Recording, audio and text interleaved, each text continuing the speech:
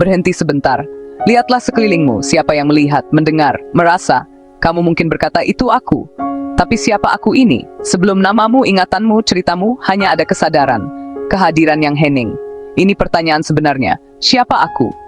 Kita menghabiskan hidup mengejar hal-hal, uang, ketenaran, hubungan, membangun identitas dari luar ke dalam.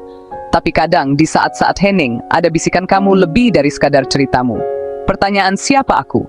Bukan tentang mencari label baru. Ini tentang melihat melampaui semua label. Bayangkan hidupmu sebagai sebuah film. Kamu bukan filmnya. Kamu adalah layar tempat film itu diputar. Layar itu selalu ada, tidak berubah. Bisakah kamu mengalihkan fokusmu dari drama ke layar yang hening? Sebelum pikiran pertamamu, sebelum alam semesta, kamu itu apa? Pikiran kita tidak bisa memahaminya, tapi kesadaran mungkin tidak terikat oleh waktu atau bentuk.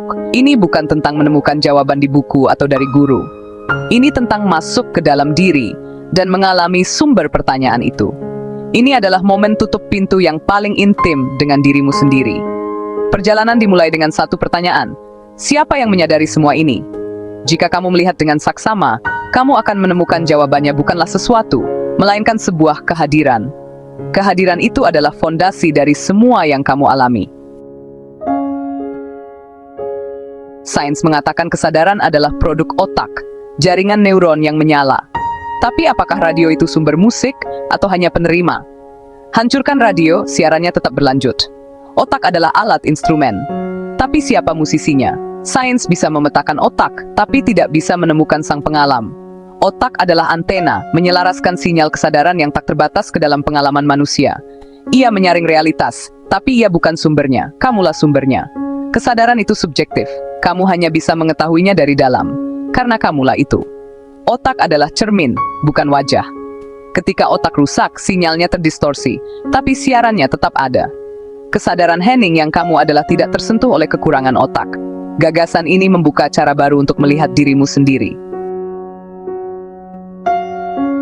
Mari kita jadikan ini praktis. Pejamkan matamu, bernapaslah. Siapa yang mengamati? Kamu bisa mengamati pikiranmu dan tubuhmu, jadi kamu bukan mereka. Ada kesadaran hening yang mengawasi segalanya. Itulah kamu. Dalam mimpi, tubuhmu tidur, tapi kamu tetap mengalami. Kesadaran tidak terikat pada tubuh. Tubuh adalah kendaraan, wadah sementara. Kamu adalah pengemudinya. Ketika mobil mogok, kamu tidak menghilang, kamu keluar. Musisi ada sebelum dan sesudah gitar. Tubuh hanyalah instrumen. Ketakutan terikat pada tubuh dan identitas, bukan pada kesadaran yang mengamati cerita. Ketika kamu mengidentifikasi diri dengan kesadaran, ketakutan kehilangan cengkeramannya. Pengalaman datang dan pergi, tapi inti dari siapa dirimu adalah abadi. Kamu adalah ruang di mana segalanya terjadi. Itulah kebebasan sejati. Jika kita adalah kesadaran abadi, mengapa kita ada di sini? Untuk pengalaman. Bayangkan menjadi lautan, ingin tahu rasanya menjadi ombak. Untuk mengalami individualitas, kamu harus melupakan bahwa kamu adalah lautan.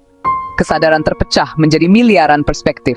Masing-masing dari kita adalah sudut pandang yang unik.